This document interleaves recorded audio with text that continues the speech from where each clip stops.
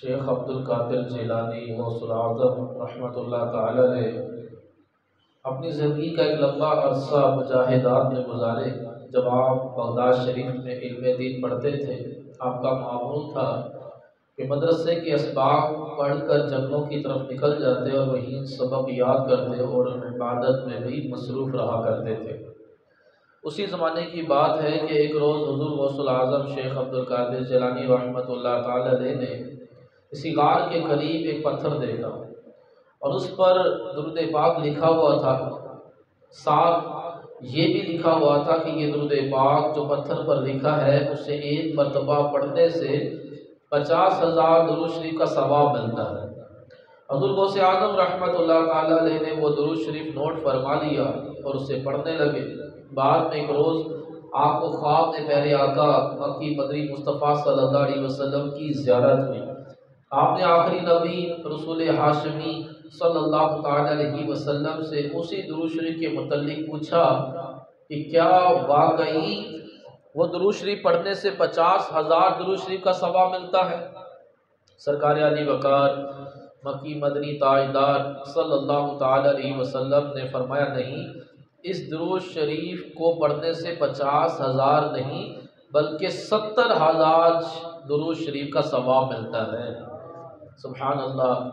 پیارے اسلام بھائیو، اللہ پاک کی امت محبوب صلی اللہ علیہ وسلم پر کرم نوازیاں دیکھیے کہ جو بندہ ایک مرتبہ درود شریف پڑھے، روایت کے مطابق اسے 10 نیکیاں ملتی ہیں، 10 گناہ معاف ہوتے ہیں، جنت میں درجہ بلند ہوتا ہے۔ یہی کرم نوازیاں کتنی عظیم ہیں کہ ایک مرتبہ درود شریف پڑھنے سے اتنا ثواب ملے کہ پھر اس پر مزید کرم والا کرم یہ کہ کئی ایسے درود شریف ہیں جنہیں صرف ایک مرتبہ پڑھنے سے صرف ایک درود شریف کا نہیں بلکہ کئی ہزار درود شریف پڑھنے کا ثواب ملتا ہے۔ کتابوں میں ایسے کئی درود شریف لکھے ہیں، ایک درود لکھی ہے اسے پڑھنے سے 1,00,000 درود شریف کا ثواب ملتا ہے۔ حضور غوث اعظم رحمۃ اللہ تعالی علیہ نے پتھر پر لکھا ہوا جو درود شریف دیکھا، پیارے آقا صلی اللہ علیہ وسلم نے خواب میں تشریف لا کر بتایا کہ اسے ایک مرتبہ پڑھنے سے 70,000 درود شریف کا ثواب ملتا ہے۔ کاش کہ ہم ان کرم نوازیوں کی قدر پائیں۔ ہمارے پیر غوث پاک رحمۃ اللہ تعالی علیہ فرماتے ہیں، لوگوں مسجد کو لازم پکڑ لو اور نبی رحمت صلی اللہ علیہ وسلم پر کثرت سے درود شریف پڑھا کرو۔ اللہ تبارک و تعالی ہمیں کثرت سے درود السلام پڑھنے کی توفیق عطا فرمائے۔ صلو علی الحبیب صلی اللہ تعالی علی محمد صلی اللہ تعالی علیہ وآلہ وسلم، صلاۃ و سلام علیک یا سیدی یا رسول اللہ۔ مسلمانوں کے تیسرے خلیفہ حضرت امیر المومنین عثمان غنی رضی اللہ تعالیٰ عنہ ایک بار سفر میں تھے تو کسی جگہ آپ رکے اور ایک مقام پر آپ نے اپنے رفقا سے پانی منگوایا۔ پانی منگوا کر آپ نے وضو کیا اور پھر مسکرائے اور اپنے ساتھیوں سے فرمانے لگے کہ جانتے ہو کہ میں کیوں مسکرایا؟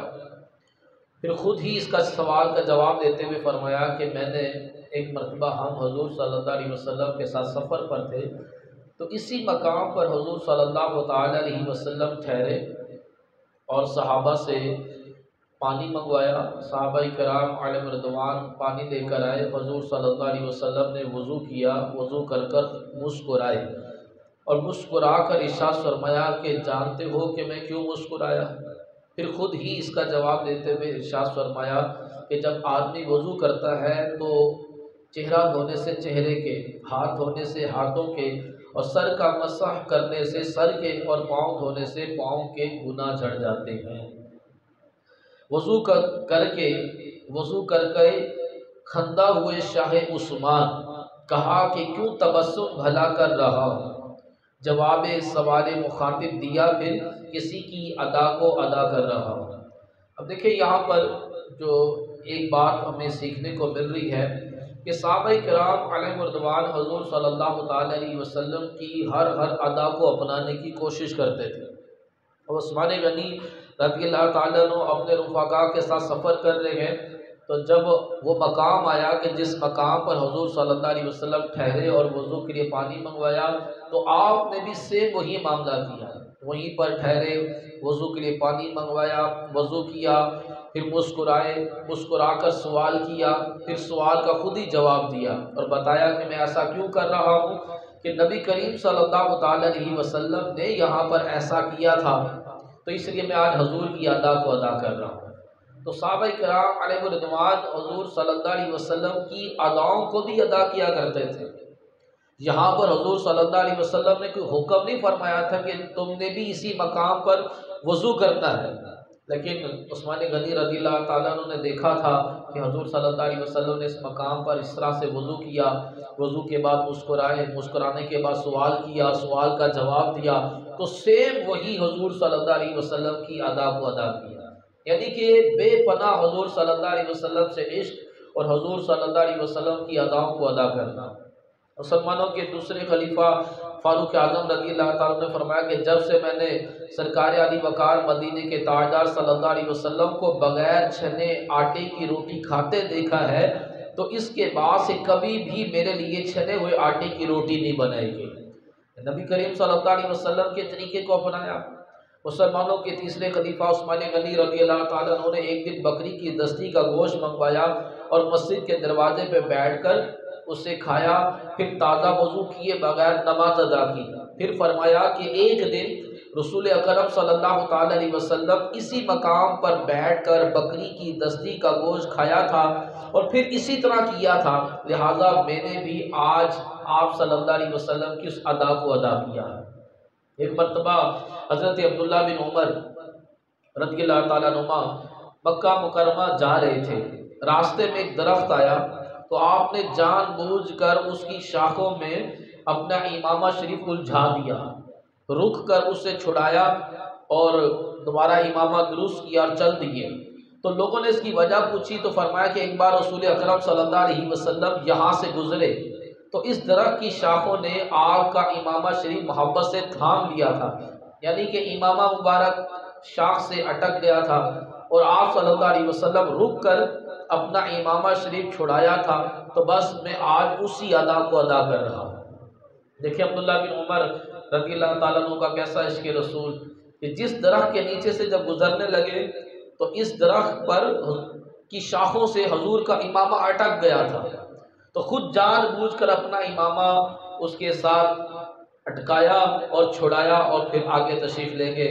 پھر فرماتے ہیں کہ میں آج کسی کی ادا کو ادا کر رہا ہوں۔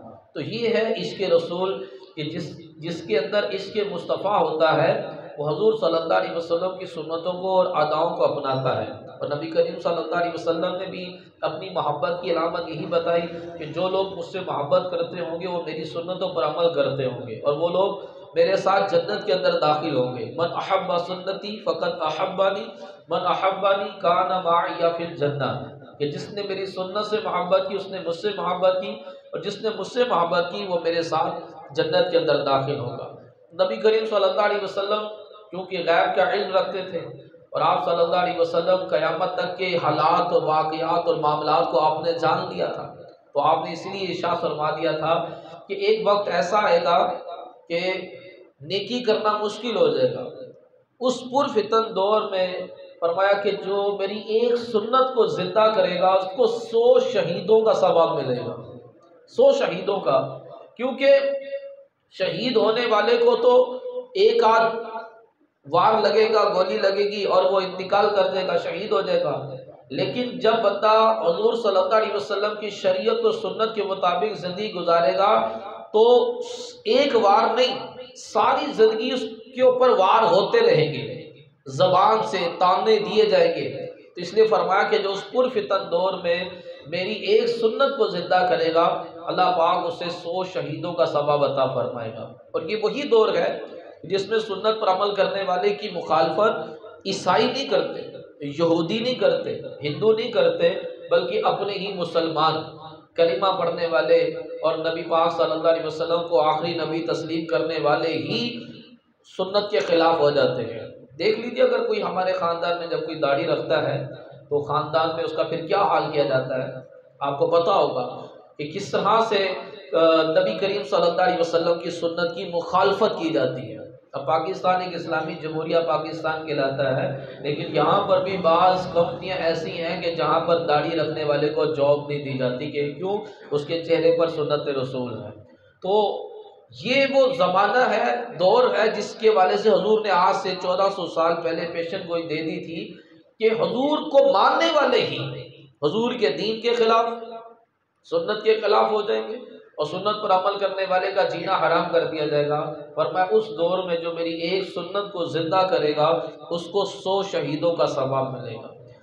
اللہ پاک ہمیں سنتوں پر عمل کرنے کی توفیق عطا فرمائے۔ بڑا پرفتن دور ہے، اس میں نیکیاں کرنا بھی مشکل ہے اور اپنے ایمان کی حفاظت کرنا بھی بڑا مشکل ہے۔ یہ جو مسلمانوں پر جو حملے کیے جاتے ہیں وہ مختلف طریقوں سے حملہ کیا جاتا ہے۔ کبھی ہمارا معاشی معاملات کو خراب کیا جاتا ہے، کبھی ہمارے اخلاقی معاملات کو خراب کیا جاتا ہے، کبھی ہمارے سیاسی معاملات کو خراب کیا جاتا ہے، یعنی کہ طرح طرح سے ہمارے اوپر اٹیک ہوتے ہیں۔ کس بنا پر؟ کہ ہم اپنا ایمان بیچنے پر مجبور ہو جائیں، ایمان فروخت کرنے پر مجبور ہو جائیں۔ تو بندے کو ثابت قدم رہنا ہوگا کہ جتنے مرضی کافروں کی طرف سے حملے ہوتے رہے لیکن اپنا ایمان فروخت نہیں کرنا۔ بندہ جان دے دے، بھوکا پیاسا رہ لے، لیکن اپنا ایمان فروخت نہ کرے۔ تو نبی کریم صلی اللہ تعالیٰ علیہ وسلم نے فرمایا تھا ایک دور ایسا آئے گا کہ لوگ دنیا کے ساز و سامان کی خاطر اپنا ایمان فروخت کریں گے۔ تو کسی بھی صورت میں بندے کو اپنا ایمان فروخت نہیں کرنا چاہیے۔ دوسری بات جو اس واقعے سے پتہ چلی کہ عثمان غنی رضی اللہ تعالیٰ نے ارشاد فرمایا کہ حضور نے فرمایا کہ جب بندہ ہاتھ دھوتا ہے تو ہاتھ کے، چہرہ دھوتا ہے تو چہرے کے، سر کا مسح کرتا ہے تو سر کے، پاؤں دھوتا ہے تو پاؤں کے گناہ معاف ہو جاتے ہیں۔ تو پتہ چلا کہ گناہ دھونے کا نسخہ معلوم ہو گیا۔ مفتی احمد خان نعیمی رحمۃ اللہ تعالی علیہ فرماتے ہیں کہ خیال رہے کہ یہاں صرف ان اعضاء کے گناہ ہی کی معافی مراد نہیں، بلکہ وضو کی برکت سے یہاں تک کہ دل اور دماغ کے گناہ بھی معاف ہو جاتے ہیں۔ دل کے گناہ کیا ہے؟ دل کے اندر جو ہم کسی کے حوالے سے کینہ رکھ لیتے ہیں، اور دماغ کا گناہ کیا ہے؟ کہ دماغ کا گناہ یہ ہے کہ ہم کسی کے حوالے سے برا خیال اپنے دماغ کے اندر لے کر آتے ہیں، یہ دماغ کا گناہ ہے جسے بدگمانی کہا جاتا ہے، کہ کسی کے حوالے سے بری سوچ رکھنا، تو یہ دماغ کا گناہ ہے۔ تو کہا کہ وضو کرنے سے دل اور دماغ کے گناہ بھی معاف ہو جاتے ہیں، وضو کرنے والے کے گناہ جھڑتے ہیں۔ اس ضمن میں ایک ایمان فروز واقعہ سنیے۔ حضرت علامہ عبد الوہاب شیرانی رحمۃ اللہ تعالی علیہ فرماتے ہیں کہ امام اعظم ابو حنیفہ رحمۃ اللہ تعالی علیہ جامع مسجد کوفہ کے وضو خانے میں تشریف لے گئے۔ ایک نوجوان کو وضو بناتے ہوئے دیکھا تو اب اس وضو کے قطرے جو ٹپک رہے تھے تو آپ نے فرمایا کہ بیٹا ماں باپ کی نافرمانی سے توبہ کر لے۔ اس نے فوراً عرض کی کہ میں نے توبہ کی۔ دوسرے کو دیکھا تو کہا کہ بھائی تو زنا سے باز آ جا، اس نے کہا کہ میں نے توبہ کی۔ ایک اور شخص کو دیکھا تو آپ نے فرمایا کہ شراب نوشی سے باز آ جا، اس سے توبہ کر لے، اس نے کہا کہ میں نے توبہ کی۔ اصل میں جب بندہ وضو کرتا ہے تو جو قطرے ٹپک رہے ہوتے ہیں تو گناہ جھڑ رہے ہوتے ہیں۔ تو امام اعظم ابو حنیفہ رحمۃ اللہ تعالیٰ نے صاحب کشف، صاحب کرامت کے آپ کی آنکھوں میں وہ گناہ جھڑتے ہوئے دیکھ لیے، تو آپ نے اس کو کہا کہ تم والدین کی نافرمانی سے توبہ کر لو، زنا سے توبہ کر لو، شراب نوشی سے توبہ کر لو۔ اس نے کہا میں نے توبہ کی۔ تو آپ نے اللہ پاک کی بارگاہ میں عرض کی کہ باری تعالیٰ مجھ سے لوگوں کے گناہ دیکھے نہیں جاتے، مجھ سے یہ کشف دور کر دیا جائے۔ تو پھر وہ دور ہو گیا، اس کے بعد آپ کو لوگوں کے گناہ نظر آنا بند ہو گئے۔ تو یعنی کہ جب بندہ وضو کرتا ہے تو اس کے گناہ جھڑتے ہیں۔ وضو سمجھنے کے گناہ دھونے کا ایک نسخہ ہے۔ اور دیکھیں ہمارے امام اعظم ابو حنیفہ رحمۃ اللہ تعالی علیہ، آپ نے اللہ پاک کی بارگاہ میں دعا کی کہ یا اللہ پاک یہ جو میری آنکھوں کی بصیرت ہے کہ جس سے لوگوں کے گناہ نظر آنا شروع ہو جاتے ہیں، مجھے یہ گناہ نظر آنا بند ہو جائیں۔ آپ کی دعا قبول ہوئی۔ تو آپ چاہ رہے ہیں کہ مجھے لوگوں کے عیب نظر نہ آئیں، اور ہم چاہتے ہیں کہ کسی طرح کسی کی ویڈیو، کوئی اس طرح کا کوئی ویک پوائنٹ، کوئی ایپ پتہ چل جائے، بس ایک مرتبہ ہم اس کو سیو بھی رکھیں گے اور وقتاً فوقتاً موقع با موقع جو ہے اس کی عزت کی دھجیاں بھی اڑائیں گے۔ تو پہلے کے مسلمانوں کی یہ خواہش ہوتی تھی کہ ہمیں کسی کے عیب نظر نہ آئے، لیکن ہماری کوشش ہوتی ہے کہ ہمیں کسی کے عیب پتہ چل جائیں، ہمیں کسی کی خامی پتہ چل جائے۔ تو یہ خواہش قرآن کے خلاف ہے۔ اللہ پاک نے فرمایا فلا تجسسوا، تجسس میں نہ پڑھو، ہمیں ٹو میں نہیں پڑھنا چاہیے، کوشش میں نہیں لگ جانا چاہیے کہ مجھے کسی کی خامی، کسی کا عیب، کسی کی برائی جو ہے پتہ چلے، ایسا نہیں، بلکہ یہ ہونا چاہیے کہ ہم کسی مسلمان کی برائی نہ دیکھیں نہ برائی سنیں۔ تو ہمیں برائیاں سننے کا بھی شوق ہے اور ہمیں دیکھنے کا بھی شوق ہے، جبکہ پہلے مسلمانوں کی کیا خواہش ہوتی تھی کہ ہم نہ کسی کی برائی سنیں اور نہ ہی برائی دیکھیں۔ تو ایک مرتبہ مسلمانوں کے چوتھے خلیفہ حضرت امیر المومنین علی المرتضیٰ شہید خدا کرم اللہ تعالی وجہ الکریم خانہ کعبہ کا طواف کر رہے تھے، تو کسی نے کندھے پر ہاتھ رکھ کر کہا کہ میں نے آپ سے ایک سوال کرنا ہے۔ آپ خاموش رہے کیونکہ آپ اپنی عبادت میں مصروف تھے۔ آپ نے خانہ کعبہ کا طواف کے جو 7 چکر تھے وہ مکمل کیے اور حتیم کعبہ میں جا کر 2 رکعت نماز ادا کی۔ ادا کرنے کے بعد فرمایا کہ آئینہ سائل کہاں ہے، سوال پوچھنے والا کہاں ہے؟ وہ شخص حاضر ہوا، فرمایا کہ اب پوچھو تم نے کیا مسئلہ پوچھنا ہے؟ تو کہنے لگا کہ میں یہ پوچھنا چاہتا ہوں کہ وضو کرنے کی ابتدا کب سے ہوئی؟ اب وہ سوال بھی کن سے کیا ہے؟ جن کے حوالے سے حضور فرماتے ہیں کہ میں علم کا شہر ہوں اور علی اس کا دروازہ ہے۔ تو آپ نے فرمایا ٹھیک ہے میں تمہیں بتاتا ہوں کہ وضو کرنے کی ابتدا کہاں سے ہوئی۔ فرماتے ہیں کہ جب اللہ تبارک و تعالیٰ نے فرمایا کہ انی جاعل فی الارض خلیفہ، کہ میں زمین پر خلیفہ بنانے کا ارادہ رکھتا ہوں، اللہ پاک نے فرشتوں سے کہا، تو فرشتوں نے آگے عرض کی کہ یا اللہ عز و جل تو ایسی مخلوق کو کیوں پیدا کر رہا ہے کہ جو زمین پر فساد پھیلائیں گے اور خون ریزی کریں گے؟ تو آگے سے اللہ تعالیٰ نے جواب دیا کہ انی اعلم ما لا تعلمون، جو میں جانتا ہوں وہ تم نہیں جانتے، تو میں جو یہ مخلوق پیدا کر رہا ہوں۔ تو اب فرشتوں کو احساس ہوا کہ ہم نے اللہ کی بارگاہ میں اتنی جرت کیوں کی، ہم نے آگے سے یہ کیوں کہا کہ یا اللہ تو ایسی مخلوق کو کیوں پیدا کرنے لگا ہے کہ جو جا کر خون ریزی کریں گے اور فساد پھیلائیں گے؟ حالانکہ اعتراض نہیں تھا، اللہ پاک کی بارگاہ میں تو اعتراض کفر ہے۔ انہوں نے ایک سوال کیا تھا کہ یا اللہ پاک اس میں حکمت کیا ہے کہ تو ایک انسان پیدا کرنے لگا ہے، انہوں نے تو خون ریزی کرنی ہے، فساد پھیلانا ہے زمین میں۔ تو انہیں شرمندگی ہوئی کہ ہم نے اللہ پاک کی بارگاہ میں اتنی جرت اور ہمت کیوں کی، اس طرح کا ہم نے بات کیوں کی۔ تو شرم کے مارے انہوں نے جو بیت المعمور ہے، عرش کے اوپر بھی خانہ کعبہ ہے، تو وہاں اس کا طواف کرنا شروع کر دیا۔ تو اللہ تبارک و تعالیٰ کا سے ڈر بھی رہے تھے، تو اللہ پاک نے فرمایا اے فرشتوں کیا تم میری مغفرت اور رضا چاہتے ہو؟ تو عرض کی جی ہاں مولا، تیری مغفرت اور رضا ملنے سے بڑھ کر کسی چیز کا شوق ہی نہیں، اس سے بڑھ کر اور کیا چاہیے کہ تیری رضا مل جائے۔ اس پر اللہ پاک نے فرمایا کہ عرش کے نیچے ایک نہر ہے جس کا نام نہر الحیوان ہے، وہاں چلے جاؤ۔ فرشتے وہاں پہنچے تو اللہ پاک نے فرمایا کہ اس نہر میں اپنے ہاتھ پونچوں تک دھو 3 مرتبہ۔ فرشتوں نے ہاتھ دھوئے، پھر فرمایا کہ 3 مرتبہ کلی کرو، فرشتوں نے 3 مرتبہ کلی کی، پھر فرمایا 3 مرتبہ ناک میں پانی ڈالو، فرشتوں نے 3 مرتبہ ناک میں پانی ڈالا، پھر فرمایا 3 مرتبہ اپنا چہرہ دھو، انہوں نے چہرہ دھویا، پھر فرمایا 3 مرتبہ کونیوں سمیت ہاتھ دھو، انہوں نے کونیوں سمیت ہاتھ دھوئے، پھر فرمایا کہ اپنے سر کا مسح کرو، مسح کیا، پھر فرمایا کہ اپنے پاؤں دھو، فرشتوں نے پاؤں دھو لیے۔ یہ سب اعضاء فرشتوں کے بھی ہیں، مگر کیسے ہیں یہ اللہ پاک بہتر جانتا ہے۔ بہرحال پھر اللہ پاک انہیں حکم دیتا رہا، جیسا جیسا اللہ فرماتا رہا فرشتے ویسے یوں ہی کرتے رہے۔ جب یہ وضو مکمل ہوا تو اللہ پاک نے کہا کہ آپ یوں کہو سبحانک اللہم وبحمدک لا الہ الا انت استغفرک واتوب الیک۔ فرشتوں نے پھر یہی کلمات کہے۔ جب سب کچھ کر چکے تو فرشتوں نے عرض کی کہ رب العالمین جو ہم نے کیا ہے یہ کیا ہے؟ اللہ پاک نے فرمایا فرشتوں جو بھی صاحب ایمان یہ کرے گا جیسا تم نے کیا ہے، میں اسے اپنی مغفرت و رضا سے نواز دوں گا۔ وضو کرنا کوئی چھوٹی عبادت نہیں ہے، کوئی چھوٹی نیکی نہیں ہے۔ اللہ پاک فرما رہا جو بھی صاحب ایمان اس طرح سے وضو کرے گا میں اس کو اپنی رضا بھی عطا کروں گا، اس کو مغفرت سے بھی نوازوں گا۔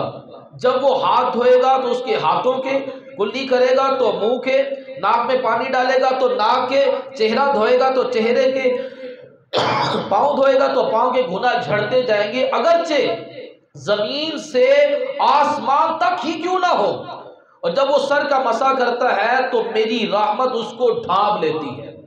فرشتوں نے عرض کی کہ اللہ پاک کیا یہ ہمارے لیے خاص ہے؟ یہ فضیلتیں یہ صرف ہمارے لیے خاص ہے؟ فرمایا کہ یہ تمہارے لیے بھی ہے اور اس کے لیے بھی ہے کہ جسے میں خلیفہ بناؤں گا آدم اور اس کی اولاد کے لیے بھی۔ تو سبحان اللہ پیارے اسلام بھائیوں، غور فرمائیں کہ اللہ پاک کی کیسی کرم نوازیاں ہیں کہ ہم گناہوں کی معافی، مغفرت اور بخشش اور اللہ پاک کی رضا حاصل کرنا کتنا آسان ہو گیا۔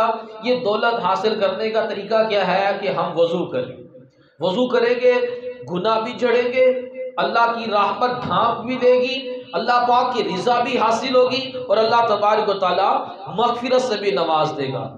تو باوضو رہنے کی بہت ساری برکتیں ہیں۔ اللہ تبارک و تعالیٰ نے حضرت صوبان رضی اللہ تعالیٰ عنہ فرماتے ہیں کہ اللہ پاک کے آخری نبی صلی اللہ تعالیٰ علیہ وسلم نے فرمایا سیدھے رہو مگر یہ تم نہ کر سکو گے، جان رکھو تمہارا بہترین عمل نماز ہے اور وضو کی حفاظت مومن ہی کرتا ہے۔ فرمایا یعنی کہ بات تقاضا بشریت تم گناہوں سے بچ نہیں سکو گے، لیکن تم وضو کرو گے اور نماز پڑھو گے تو تم گناہوں سے پاک و صاف ہوتے رہو گے۔ فرمایا وضو کی حفاظت جو ہے وہ مومن ہی کرتا ہے، یعنی کہ جو کامل ایمان والا ہوگا، جو پکا مومن ہوگا، وہ وضو کی حفاظت کرے گا، ہر پانچوں وقت وضو کرے گا اور باوضو بھی رہے گا اور نماز کی حفاظت بھی کرے گا۔ تو مومن کی پہچان بتائی حضور نے کہ جو پکا مومن ہوگا وہ وضو کی حفاظت کرے گا۔ نبی پاک صلی اللہ تعالیٰ علیہ وسلم نے حضرت انس سے کہا، انس چھوٹے سے تھے تو حضور کی خدمت میں آ گئے تھے، تو حضور نے بیٹا کہہ کر ان سے بات کرتے تھے۔ فرمایا کہ بیٹا اگر تم سے ہو سکے تو ہمیشہ باوضو رہنا، جو ایسا کرے گا مالک الموت علیہ السلام جب اس کی روح قبض کریں گے تو اس کے لیے شہادت لکھ دی جائے گی۔ فرمایا کہ باوضو سونے والا روزہ رکھ کر عبادت کرنے والے کی طرح ہے۔ روزہ رکھ کر عبادت کرنے کا ثواب حاصل کرنا ہو تو بندہ وضو کر کر سو جائے تو روزہ رکھ کر عبادت کرنے والے کی طرح ہے۔ قوت القلوب میں ہے کہ حضور صلی اللہ علیہ وسلم نے ارشاد فرمایا کہ جب بندہ وضو کر کر سوتا ہے تو اس کی روح عرش تک پہنچ جاتی ہے اور اس کو بڑے ہی اچھے خواب آتے ہیں اور وہ سچے بھی ہوتے ہیں۔ لیکن جب بندہ بغیر وضو کے سوتا ہے تو اس کی روح عرش تک پہنچنے پر قاصر رہتی ہے اور بڑے پریشان کن خواب آتے ہیں جو کہ سچے بھی نہیں ہوتے اور بندہ ایک دم اس کو ایک دم گھبرا کر اٹھتا ہے کہ بڑی بے چینی سی ہوتی ہے۔ تو باوضو سونے میں روح عرش تک بھی پہنچتی ہے، خواب اچھے بھی ہوتے ہیں، سچے بھی ہوتے ہیں۔ بغیر وضو سونے میں پریشان کن خواب ہوتے ہیں کہ بندہ گھبرایا رہتا ہے، ڈرا ڈرا رہتا ہے اور وہ خواب سچے نہیں بلکہ جھوٹے ہوتے ہیں۔ تو وضو کرنا گناہ جھڑنے کا نسخہ بھی ہے اور وضو مصیبتوں سے حفاظت کا نسخہ بھی ہے۔ اللہ تبارک و تعالیٰ نے موسیٰ علیہ السلام سے فرمایا کہ موسیٰ اگر بے وضو ہونے کی وجہ سے تم پر جو مصیبت پہنچے تو خود اپنے آپ کو ملامت کرنا، یعنی کہ کسی کو بلیم نہ دینا، اپنے آپ کو ملامت کرنا کہ میرے پر جو پریشانی آئی ہے وہ وضو نہ ہونے کی، بے وضو ہونے کی وجہ سے آئی ہے۔ تو ہمیشہ باوضو رہنا یہ اسلام کی سنت ہے اور باوضو رہنے کے بہت سارے دنیاوی فوائد بھی ہیں۔ ایک ڈاکٹر کا کہنا ہے کہ مغرب ممالک کے اندر جو ہے یہ ڈپریشن اور پاگل پن کا مرض بڑی تیزی سے ترقی کر رہا ہے۔ کس وجہ سے؟ کہ وہ پاکی کا خیال نہیں رکھتے۔ لیکن اسلام نے ہمیں وضو اور غسل کے معاملات بتائے ہیں، مسلمان وضو کرتے ہیں، غسل کرتے ہیں، تو جس کی بنا پر وضو غسل کی بنا پر بندے کے اوپر پاگل پن کا مرض نہیں ہوتا، ڈپریشن کا مرض نہیں ہوتا، باوضو رہنے سے بلڈ پریشر بہت بہتر رہتا ہے۔ تو یہ سائنس کی اس کی تحقیق ہے کہ باوضو رہنے سے اس کے کیا کیا فوائد ہوتے ہیں۔ کہا کہ اگر گردن کی پشت پر اور اطراف پر روزانہ پانی کے چند قطرے لگا دیے جائیں تو ریڑھ کی ہڈی اور حرام مغز کی خرابی سے پیدا ہونے والے امراض سے تحفظ حاصل ہوتا ہے، یہ جو ہم مسح کرتے ہیں۔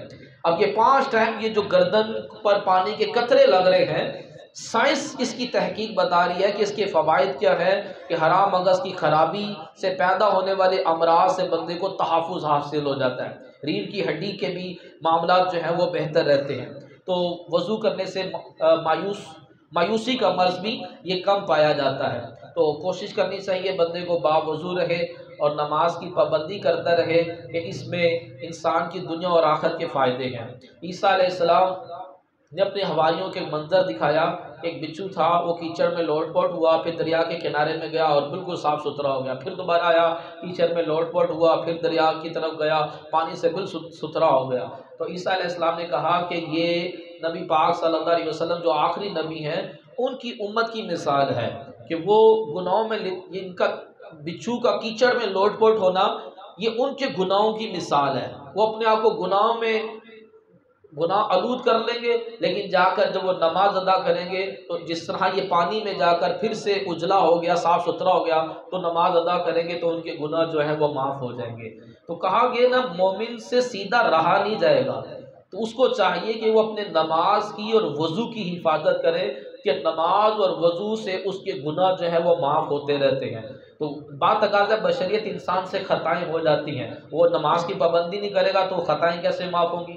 تو اللہ پاک نے فرمایا کہ جب بندہ وضو کرتا ہے تو اگرچہ اس کے گناہ زمین سے آسمان تک بھر جائیں اس کے گناہ معاف کر دیے جائیں گے، لیکن اور جب وہ سر کا مسح کرے گا فرمایا کہ میری رحمت جو ہے وہ اسے ڈھانپ لے گی۔ تو کتنی فضیلتیں ہیں، کتنے فوائد ہیں وضو کرنے کے، تو ہمیں درست طریقے سے سنت کے مطابق وضو کرنا چاہیے، باوضو رہنا چاہیے، اس کی بڑی برکتیں ملیں گی۔ اللہ پاک ہمیں عمل کی توفیق عطا فرمائے۔